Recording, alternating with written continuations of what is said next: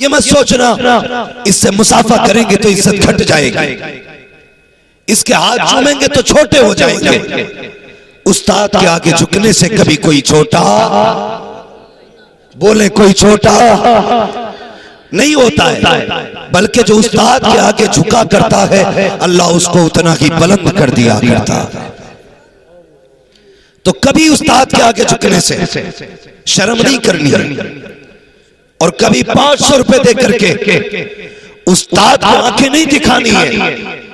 एक जोड़ा दे करके ये मत सोचना कि मैंने उस्ताद को जोड़ा दे दिया, बहुत दे दिया है। कसम खुदा की कभी मदरसों की जिंदगी आके देखा करो, ये कुरान पढ़ाने वाले इतनी आसानी से नहीं पढ़ाया करते हैं, कितनी मेहनत पड़ती है तब जाके एक बच्चे के सीने में कुरान आया करता है। बता तो सही, जब तेरा बच्चा स्कूल जाता है, माँ 7 बजे उठ के नाश्ता कराती है, 8 बजे उठ के ड्रेस पहनाई जाती है, उसके लिए गाड़ी लेने आती है। लेकिन इसके बरक्स मदरसा देखिए, जिन बच्चों को तुमने मदरसे भेजा है, इनको उस्ताद 2 बजे उठ करके सर्दी में वुजू कराया करते हैं, रातों को उठ करके इन्हें कुरान पढ़ाया करते हैं। जब दुनिया सोती होती है तब ये असातिज़ा ठंडे पानी से वुजू कर करके ठंडी रातों में बैठ जाते हैं। और यार जब तेरी आंख नहीं खुलती है तब ये तेरे बच्चों का सबक सुन चुके होते हैं। जब तेरा नाश्ता नहीं होता है उस वक्त सबक के पारे हो जाते हैं, यूं ही कुरान नहीं आता है। पूछ मदरसे वालों से, बच्चों की फिक्र नहीं की है, कुरान वालों की परवाह की है, अपने घर की फिक्र नहीं की है, कुरान वालों की परवाह की है, रातों रात जागे है, तब जाकर के तेरे बेटे के सीने में कुरान आया है। इसलिए मैं कहता हूँ कभी एक जोड़ा दे करके 500 रुपए दे करके ये मत कह देना मैंने हक अदा कर दिया है। खबरदार खबरदार, अरे शाकिर तो बड़ी बात है, अगर उसके बाप के सामने भी उस्ताद आ जाया करे, अदब तो ये है कि बेटे से पहले उसके सामने बाप खड़ा होता।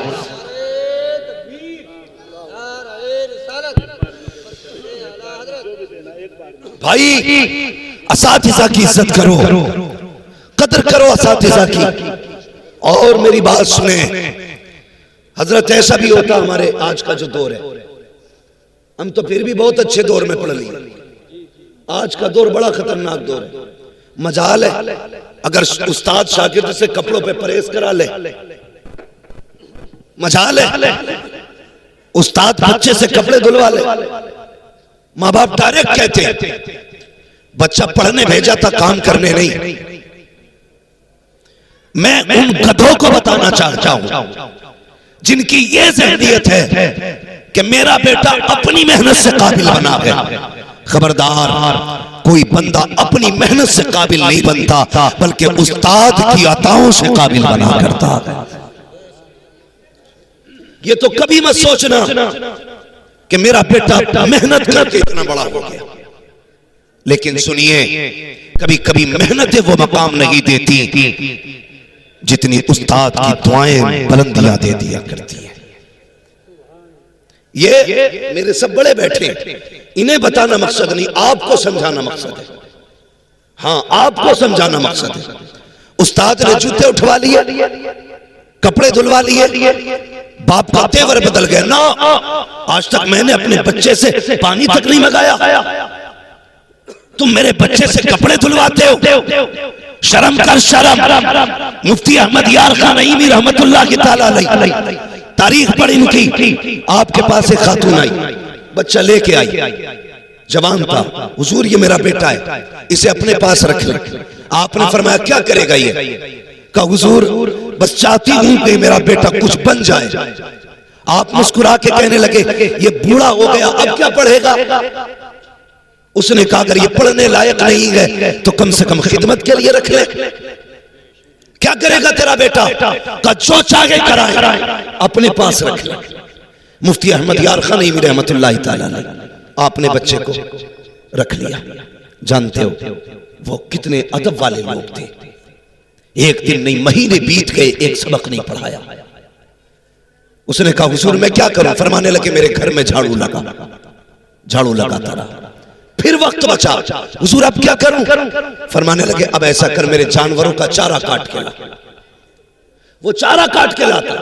हुजूर अब का इसको कुट्टी काट इसकी, जानवरों को सानी कर। इसी तरह उस जवान के 7 साल गुजर गए। एक दिन दरसगाह में नहीं बैठा। 7 साल के बाद जब वो दौर आया जो उसके साथ में मदरसे में तलबा पढ़ने आए थे, जब उनकी दस्तार बंदी का वक्त आया है, सारे तलबा लाइन से खड़े गए, नए जुब्बे नए लिबास है, नंबर आने वाला था दस्तार बंदी का, पगड़ी बंधने वाली थी। अल्लाह अकबर। हजरत मुफ्ती अहमद यार खान नईमी रहमतुल्लाह ताला अलैह फरमाते हैं, बेटे क्या तू दस्तार नहीं लेगा? जैसी इतना जुमला आपने फरमाया था उसकी आंख में आंसू आ गए। कहने लगा हजरत जी दस्तार उनकी होनी है जो दरसगाहों में बैठते रहे, फरागत उनकी होनी है जिन्होंने कुरान सीखा है, उनको दस्तार से नवाजा जाएगा जो दरसगाहों में आते रहे। मैंने तो घास काटी है, जिंदगी गुजर गई 7 साल, आपके जानवरों को चारा देता रहा, आपके जानवरों को पानी पिलाता रहा। हजरत किस चीज की दस्तार बंदी है? मुफ्ती अहमद यार खान नईमी की आंख में आंसू आ गए। फरमाते हैं क्या हो जा, सबकी दस्तार बंदी बाकी उलमा करेंगे, तेरी दस्तार बंदी अहमद यार खान नईमी करेंगे।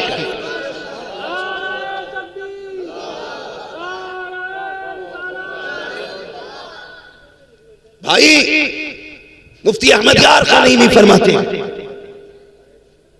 मुफ्ती अहमद यार खान नईमी फरमाते कहते नहीं तेरी दस्तार मैं करूंगा।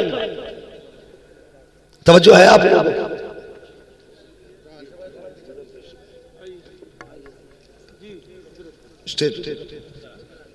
मुफ्ती अहमद यार खान नईमी फरमाते तेरी दस्तार मैं करूंगा। अब जरा बता, जिसने जिंदगी भर घास खो दी, 7 साल उस्ताद के जानवरों को चारा काट के खिलाया, उसे क्या आया होगा? कुछ भी नहीं ना। यहां तो दरसगाहों में बैठ के हम खाली रह गए और वो तो घास काटते रहे, चारा काटते रहे। सुने, जब सारे फारिगीन की बाकी उलमा ने पगड़ी बांधी, लेकिन उस शागिर्द के मुफ्ती अहमद यार खान नईमी रहमतुल्लाह ताला अलैह ने पगड़ी बांधना शुरू की।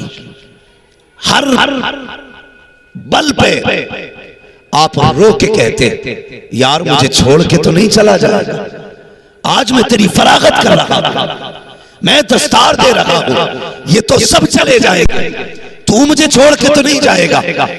कहते जाते रोते जाते जब पगड़ी बंद के तैयार हो गई, हाथ पकड़ के कहने लगे बता यार छोड़ के तो नहीं जाएगा।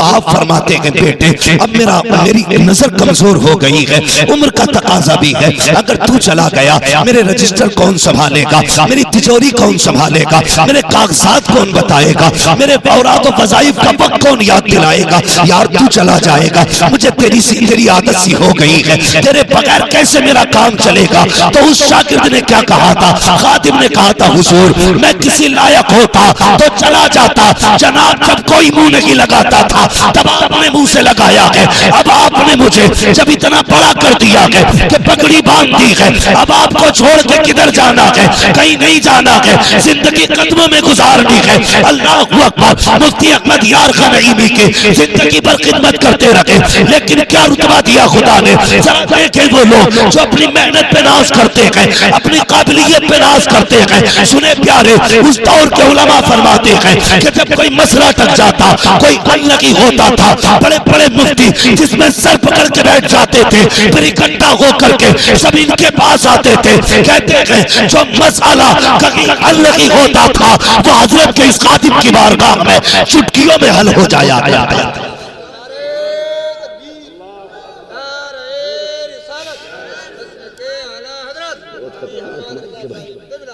हाँ भाई, ये है उस्ताद,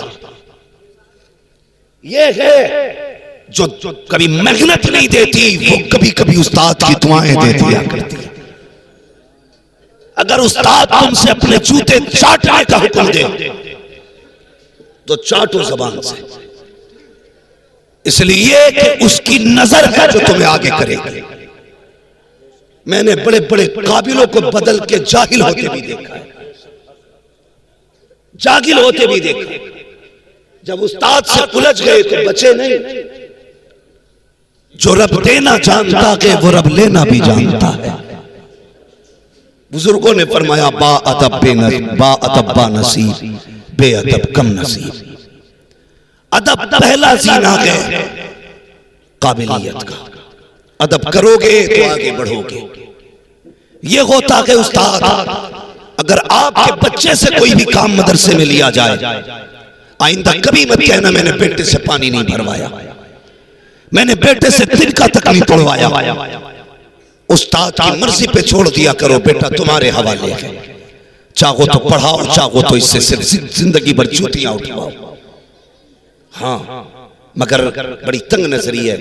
और ये तजर्बा कर लेना, जो लोग इस चीज पे नजर रखते हैं ना, मेरे बेटे ने क्या किया है, कितना कर रहा है, इसने क्यों किया, ये तो हमने नहीं कराया, उनकी औलाद कभी कामयाब नहीं होती है, कभी कामयाब नहीं होती है। और मैं गुजारिश करूंगा तलबा से, फारिग होने के बाद हम लोग कभी उस्ताद की गलियों में चक्कर नहीं लगाते। हर साल हम मुजाबिरों की कोलक में 10-5 हजार डाल देते हैं। जिस उस्ताद ने हमें मिट्टी से सोना बना दिया, कभी 2 रुपए उसकी बारगाह में लेके नहीं जाते। जहां तुम, मैं बाजारों पे जाने से इनकार नहीं कर रहा, 36 बार जाओ तुम्हारी मर्जी है, लेकिन साल में 2 बार उस्ताद की चौखट पे भी जाया करो। ईद के दिन उस्ताद को सलाम करने जाया करो, बकरा ईद पे उस्ताद से मिलने जाया करो। माना कि अब पढ़ाई की उम्र नहीं है, लेकिन दुआओं की उम्र अभी भी बाकी है। जो आप मेहनत से हासिल नहीं कर सके, इंशाअल्लाह वो तुमको दुआओं के जरिए दिया जा सकता है। कभी भी असातिज़ा के कामों पे ऑब्जेक्शन ना उठाएं। कभी ये नहीं कि बेटे से काम क्यों कराया, तो ये कुर्बानियां होती हैं असातिज़ा की। 500 रुपए और 1000 का जोड़ा दे करके उसके एहसानों का बदला मत समझ लेना पूरा हो गया। आला हज़रत ने तरतीब बयान की, फरमाते मेरे उस्ताद, माँ बाप, भाई बहन, अहले वुल्द व अशीरत पे लाखों सलाम। पहले उस्ताद को रखा है, उसके बाद बाप को रखा है। पता चला बाप से बड़ा उस्ताद होता है। तुझसे भी बड़ा तेरी औलाद के लिए तेरा उसका उस्ताद है। ख्याल रखना है हमेशा। ये तो है उस्ताद के अपने जो इसकी कुर्बानियां हैं, अल्लाह अकबर। और फिर आप मदरसों की कुर्बानियां देखें, इन इदारे वालों की कुर्बानियां देखें, मदरसे वालों के एहसानात देखें, कितने एहसानात किए। और मेरी गुजारिश है, लोग कहते हैं कि लोग कुरान की इज्जत नहीं करते, हम कहते हैं पहले हमने कुरान वालों की इज्जत छोड़ी है, उसके बाद दूसरों ने कुरान वालों को जलील किया है। पहले हमने कुरान वालों को जलील किया। आप कहेंगे कैसे, हम तो हाफिज जी कहते हैं हमेशा, हम तो हजरत कह के बोलते हैं हमेशा। हाँ बोलते हो हजरत कह के, लेकिन अमल में कितना आपने इनको आगे रखा। इन कुरान वालों को कभी तेरे घर के शुद्ध माल से भी दावत मिली? ज़कात और सदक़े के अलावा कभी खिलाया? नहीं। इनकी दावत भी हुई तो कब, जब अब्बा मरा या अम्मा मरी या बीवी का जनाजा निकला, तब इन गरीबों के लिए कुछ चावल निकलते हैं घरों से। खुशी से कपड़े कोई नहीं बना। जब देख लिया ताऊ की बरसी आ गई, नाना की बरसी है, तब जाके 160 रुपए मीटर का जोड़ा ला। दुनिया भर के यतीमों वाला पैकेज बना, पैक करके लागा कि ये हजरत आपके लिए।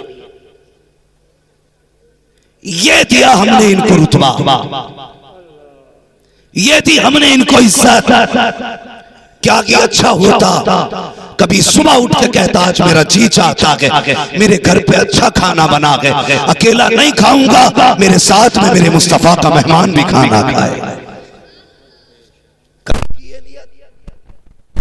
नहीं, हम तो मैयतों वाली रोटी खिलाते हैं, सदका वाला कपड़ा पहनाते हैं। शादी ब्याह में पहली बात तो दावत होती नहीं, अगर होती भी है तो करके भूल जाते हैं। और अब तो वो सिस्टम चल गया, क्या बोलते हैं उसको, बफे। अबे गधे वाला जो सिस्टम है, सीधी बात सुनो। हाँ, मुझे इंग्लिश नहीं आती, वो जो चल फिर के खाते सिस्टम हरिया जानवर भाई कोई भी मसला, मेरी बात सुन ले, चल फिर के खा रहे। कितना अच्छा तरीका था पहले, खाने वाले बैठते थे, खिलाने वाले आकर के खिलाते थे। अब खिलाने वाले तो बैठे, खाने वाले थोड़ा उससे सालन ले लिया, गया एक टांग तू रख दे, थोड़ा सा कबाब तू रख दे। कभी कभी तो इतना अजीब काम होता है कि वो फाइबर वाली प्लेट होती है, वो भरती है तो यूं डुलमुल डुलमुल होती है। अब उसे पकड़े के खाए, ये डिस्पोजल जो चल रही है आजकल, कितनी बड़ी बीमारी है। आज कोई किसी का जूठा खाने तैयारी नहीं, जूठा खाने तैयारी नहीं है। यही वजह है कि किसी को cancer, brain tumour, heart attack, ये बीमारियां क्यों लगी? हमने मोमिनों के झूठे से नफरतें करना शुरू कर दी है, जबकि मेरे नबी ने फरमाया था मोमिन के झूठे में शिफा हुआ करती है। किसी आलिम का झूठा पीने तैयार नहीं, किसी हाफिज का झूठा खाने तैयार नहीं। किसी बर्तन में अल्लाह वाला खा के चला जाए तो तू इतना बड़ा मंत्री हो गया, कहता नहीं नहीं दूसरी प्लेट लेकर के आ। ये तो हो सकता है तेरी नई प्लेट में बीमारी हो, लेकिन ये नहीं हो सकता है हाफिज के झूठे में बीमारी हो, आलिम के झूठे में बीमारी हो, कारी के झूठे में बीमारी हो। और यार ये तो वो जाते हैं, अगर बीमार शय को हाथ लगा देते हैं अल्लाह उस शय को शिफा याब फरमा दिया।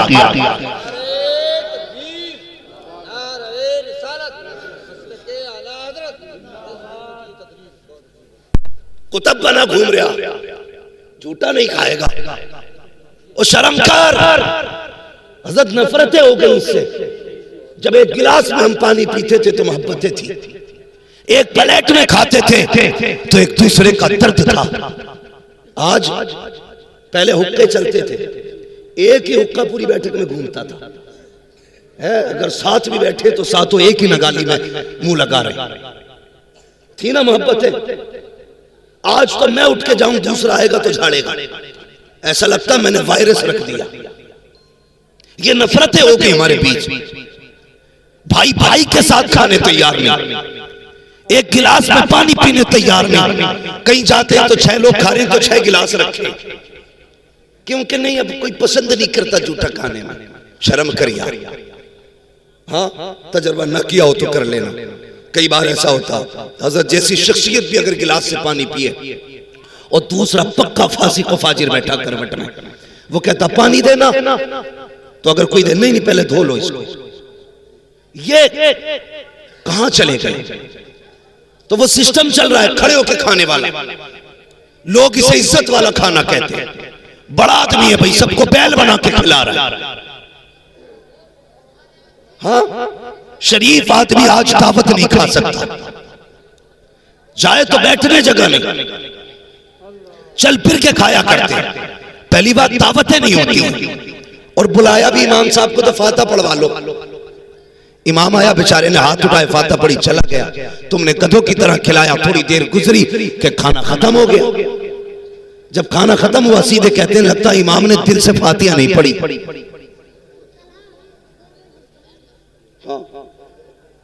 खाना खत्म हो गया, जिम्मेदार मौलवी, लगता है दिल से नहीं पढ़ी।